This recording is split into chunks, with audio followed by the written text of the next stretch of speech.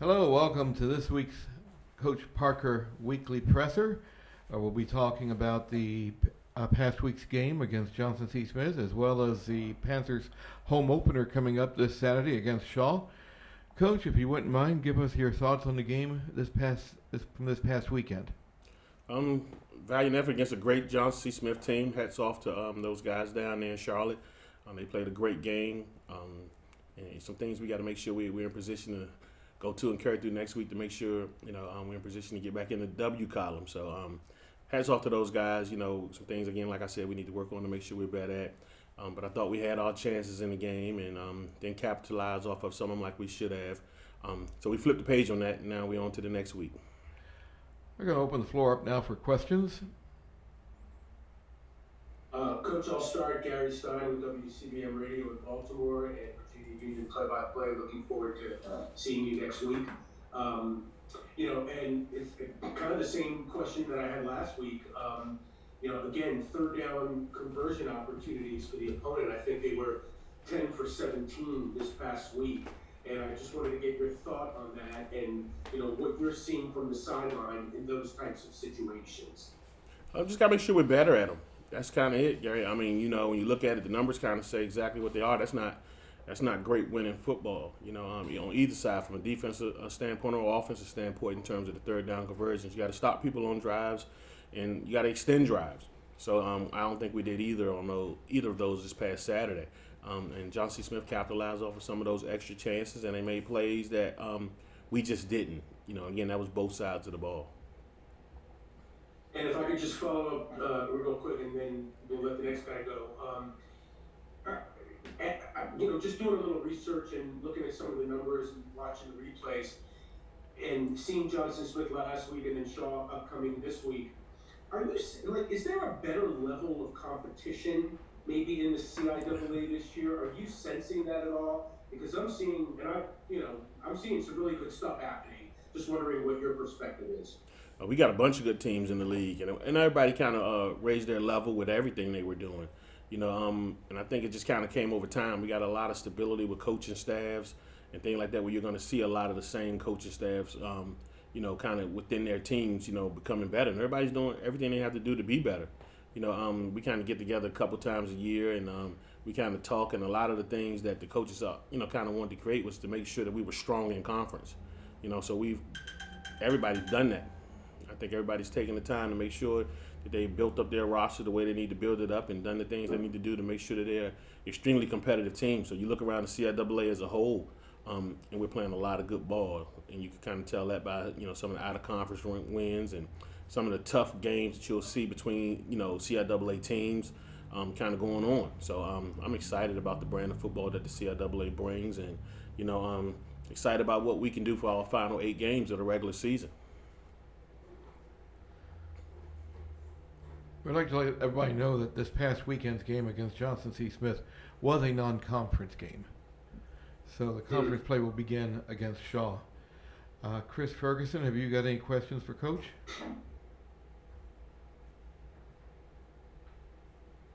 Well, yes, I do, actually. Hey, Coach, how are you today? How you doing? All right. Well, the first one I had, what kind of jumped out was how Johnson C. Smith attacked the secondary, passing for 282 yards. And I was kind of wondering, what adjustments are you going to have to make, facing a Shaw team that can equally throw the ball to multiple receivers this upcoming week? Yeah, we're going to have to make sure we do make some adjustments, Chris. I mean, and make some plays. I think that's kind of bottom line. You got to make plays, and, I tell the guys all the time, a play don't care who make it, so we got to get some guys just back there making plays, and we got the guys that can do it. So, last week I think was a little uncharacteristic of some of the things that happened in the secondary for us, and Coach pointing those guys over there, making sure they kind of, get those things answered. But the guys are ready to make some plays. That's going to be the biggest difference that people probably see from week to week. But again, I don't want to take anything from Coach Flowers and his group down there. Those guys played a heck of a game. So, kind of hats off to them again. A little bit about the offense. Jada Byers only rushed well under 100 yards in this game, and I was just kind of wondering, The offense seems a little different with Mark Wright running it than RJ Rosales. Can you talk a little bit about, is there really a difference in the way that you're game planning with those two, or is it kind of the same and it's just getting more acclimated to the role? I think it's just kind of playing off of both of their skill sets. I think both of them are extremely capable in what they're doing. And up until the that very last drive that we had, that we could have scored to win the game. Mark Wright was 13 for 15 at that point. So he was completing the ball all day, and then we missed 3 passes on that last drive, which made him 13 for 18. So he played extremely well.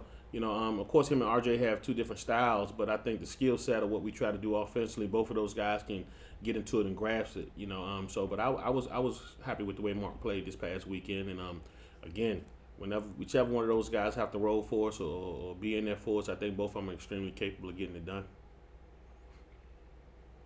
Not talked about very often is there was a play for special teams where Marvin Holmes punted and it almost caused a turnover on Johnson C. Smith's part. Talk a little bit about what he's been able to do for you so far this season. He's a all conference guy that hasn't been named all conference.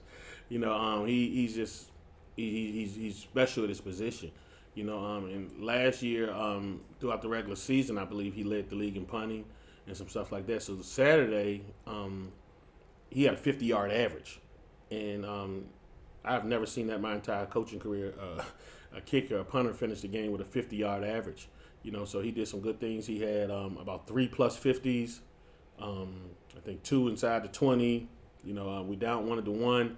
The big one where he put a lot of height on it, and we got down there and covered it pretty well and almost caused a turnover. So he's been spectacular for us. I think a lot of what special teams did on Saturday as a whole kept us in the game. Gave us a chance down the stretch to win. Brady knocked down a 42-yard field goal. Again, like I said, Marvin, did excellent with the punting. We had 2 big returns. Larry Hackey blocked a field goal. So a lot of things that happened special teams-wise on Saturday are, like I said, some of the things that kept us in the game, and gave us a chance down the stretch to win. Thank you, Coach. I'll yield my time to someone else. Sean Robertson, do you have any questions for Coach? Yeah, I can ask something real quick. Can you hear me, Coach? I got you. Okay. I wanted to ask about the quarterback play, to piggyback off of what Chris was asking, and your thoughts about possibly using 2 quarterbacks moving forward, or do you have a situation in mind where you want to just use 1 quarterback moving forward? I mean, we've done both since I've been here, so we're not really, saying we won't do either. I think we like to kind of hand the keys, the car to one guy. Usually, last year I said that, but I didn't do it. I let 2 guys play a good portion of the season. So, don't really have that plan right now, because both of those guys are playing pretty daggone well. And if you look at it from a completion percentage standpoint right now, I think we're in that low to mid 60s in terms of completing the ball, through the first 3 games. So, like I said, both of those guys are playing, extremely well. So, so we'll see how it goes. And those guys, as long as they both can lead the offense and kind of get it done for us, I feel like we'll be in a good situation, no matter which one of those guys play. And quick follow-up, was there something that maybe JCSU did on the field that might have surprised you guys when you were preparing for them, or was it what they did is what you were thinking they were going to do? They're a good ball club. Like it was said earlier, I think about Gary, everybody in the league has stepped their play up. And we have a national formidable conference full of good football teams that can win games. And I'm glad it's that way because that's the way we kind of strive for it to be. Just to make sure we got the respect nationally. So like I said, we have a bunch of good teams in this conference that can get it done. Johnson C. Smith being one of them. And I told Coach Flowers, you know what? Hey man, you got a great ball club. He said the same thing about all guys. And again, that's kind of what we wanted to be from a CIAA standpoint. So nothing that really surprised us, or nothing that really kind of differently jumped off than we had scouted or or we're preparing for. It was just one of those, kind of knockdown, drag out games that, against two good football teams. And I think that's what you're going to see week in and week out now we're in the middle of CIAA play. I got one more. What have you said to the team this week, for a group that hasn't experienced, two straight losses in a while? What has been the message to them? It's just been kind of business as usual. It is something different for most of the guys that's been on our roster, but it's business as usual. I think I always tell those guys, and I gotta make sure I follow it. You never get really too high with the highs and too low with the lows. And you come back and you make sure you work, because I think hard work gets what it wants. And we just been preaching the same thing we've been preaching. So it was business as usual. Like today's practice, business as usual. And those guys came ready to work. I seen it when we got back, even on Sunday when we got back, and the way those guys were kind of focused up and ready to kind of correct the things that, we had, kind of considered mistakes in that game that Saturday. Those guys are ready and focused up then. And you're seeing that again today in practice. So, the message has been kind of the same, Sean, just, business as usual. Appreciate it, Coach. Coach, if I can ask you one more just to close it out for me. As far as the quarterback situation is concerned, back to that, is Mark at this point the established starter, or is it on a game-by-game basis for you?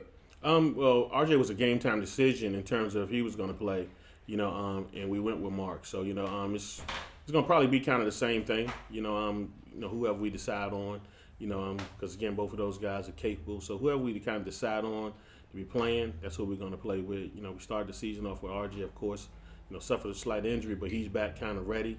But we gave a lot of the reps to Mark, previously, and RJ's kind of ready to go. So we're just going to kind of see. It's going to be kind of a game-time decision for us.